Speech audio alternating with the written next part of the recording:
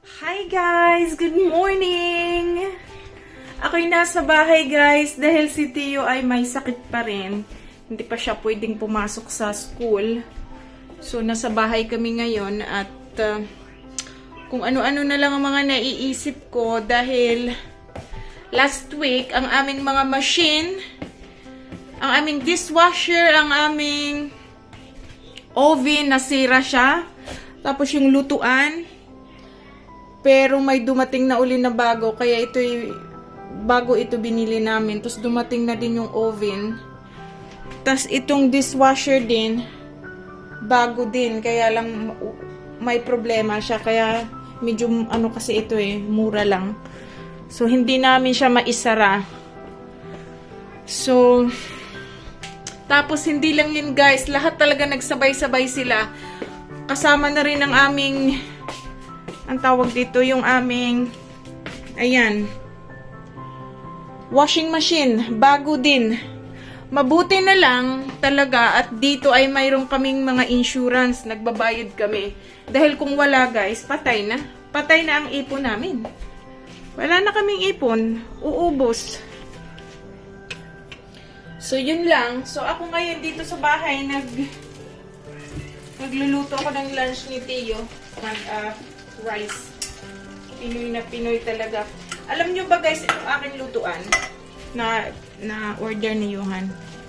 Ito ay safe ito para sa bata. Ito ay binili namin talaga kasi si Tio ay malaki na at pagka paminsan-minsan ay gusto niya talagang sumali magluto. So ang ginawa ng asawa ko, tsaka si Tio mahilig magtapon-tapon. Yung halimbawa, itatapon niya yung nali niya, tapos nagluluto ako, biglang sisigaw na lang ako kasi nga bata. So, ang ginawa namin, bumili kami ng lutuan na, ang tawag dito ay, ayan, ang pangalan niya, Indochine. Ibig sabihin, kahit naka-on siya, like, i-on ko siya, i-on ko yan, ilagay natin sa 10, halimbawa. So, kahit yan ay naka-on na, 11. So, ngayon, ilalagay ko ang aking kamay dito. Hindi ka masusunog or di ka mapapasok. Kailangan ganito, aluminum. Saka siya iinit. So, safety siya guys, para sa may mga bata. Ayan hindi ako napapasok. Hindi siya talaga umaandar. Ay, hindi siya umiinit. Andar siya, pero hindi siya nainit. Kapag papel ang ilagay mo, tignan natin, lagyan natin ng papel.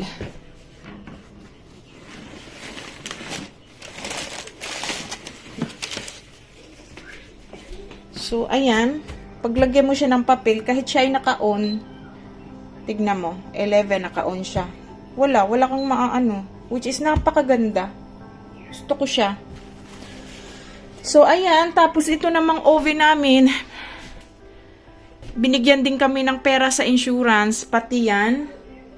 Pati yung dishwasher at saka yung washing machine namin. So, lahat nakakuha kami ng insurance. So, kaunti na lang ang dinagdag namin guys, which is thankful ako talaga. Yan ang maganda talaga kapag nagbabayad ka ng insurance.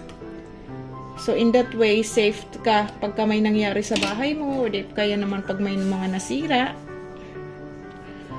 Tapos, dahil magsa-summer na guys, tignan nyo naman ang aking bintana. Ito ay dito ko ilalagay para klaro. Bawang, nilagay ko siya sa tubig. Tapos, kahapon ko pa lang ito ginilagay guys. Tignan nyo, tumubo na siya. Ayan.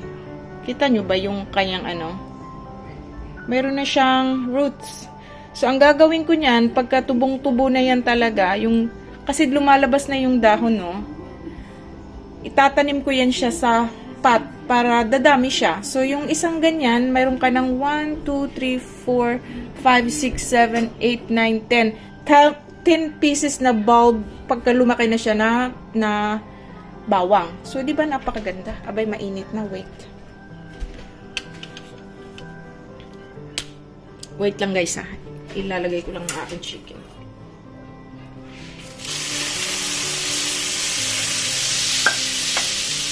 So, tapos nilalagyan ko lang yan ng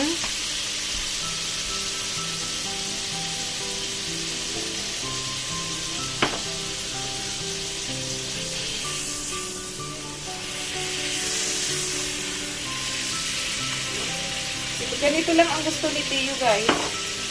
Naluto, walang kung ano-ano. So, ayan. Tapos, ano pa ba yung ginawa ko? Tapos, nag-ano din ako ng luya. Bale, 2 bulb ng bawang ang ginawa ko. Ayan, may tumubo na namang roots. Ayan, oh. Kita nyo ba? Diba? Napakagaling. Lalagay nyo lang sa tubig ng gayaan. Tapos, nag-ano din ako ng luya. Tapos, ito yung mga bawang na isa-isa. Nilagay ko din sa tubig.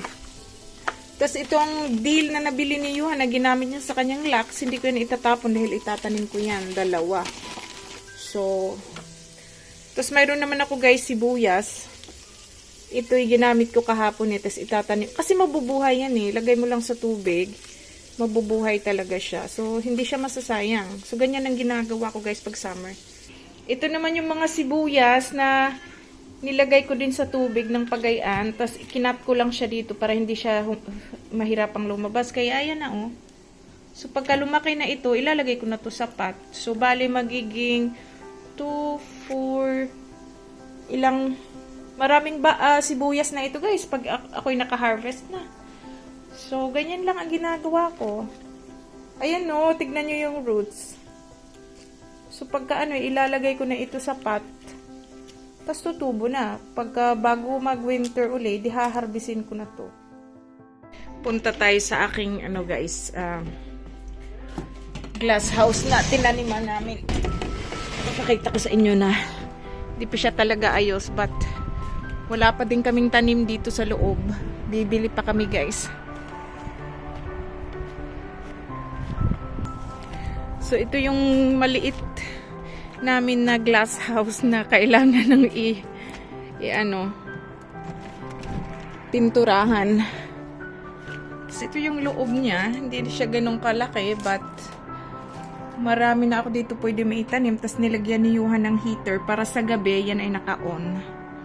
Tapos bumili kami niyan, yung itim na hose na yan. Tapos pagka naka-on yung faucet, may lalabas dyan na tubig. So hindi na ako kailangang pumunta dito araw-araw at magdilig. So guys, mga 1 month from now, marami na itong tanim. Kasi bibili kami ng lupa at aming lalagyan yan kasi kaunti na lang ngayon eh. And then, dahil kami ay anong tawag dito eh, dumating na yung mga itlog na in-order namin. Nasa machine na siya guys, kaya mag-aantay lang kami ng 21 days, magkakaroon na kami ng mga sisiw. At dito namin ilalagay, syempre.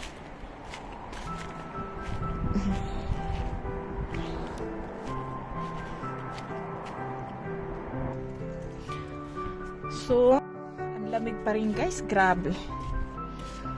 So dito sa loob, magtatanim ako dito ng gulay. Ito itataniman ko ito ng sitaw. Tapos bulaklak din. So para siya. So ang aking dito'y napakasarap magtambay guys kapag maganda ang panahon. Tapos yung mga bata naglalaro-laro dyan sa labas. So ito lang yung aming maliit na yan naman yung aking freezer na hindi ko pa nalinis din. So yun yung mga ganap dito sa bahay guys. Nasiraan kami ng ilang machine. At mabuti na lang at kami nakapagbayad ng insurance.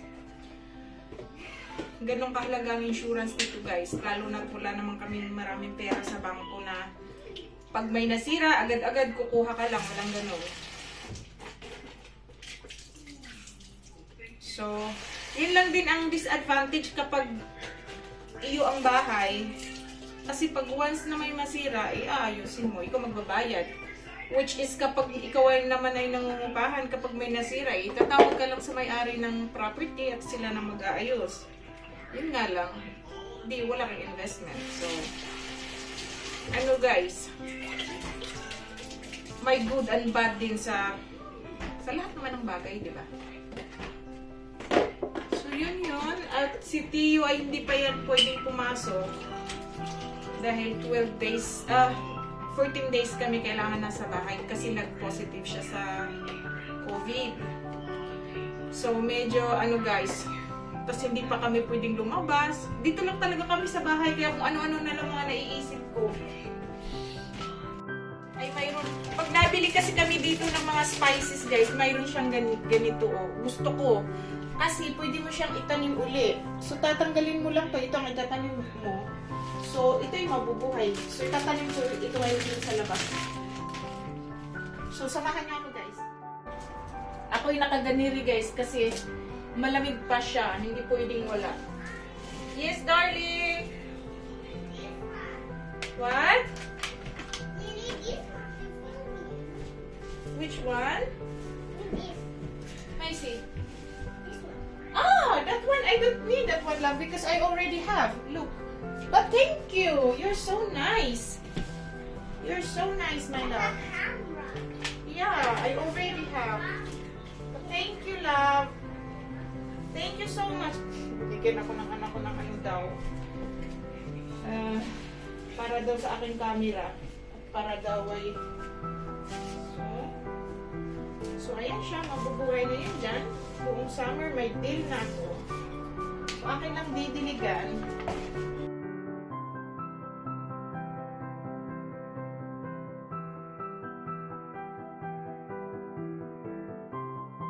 He's on work.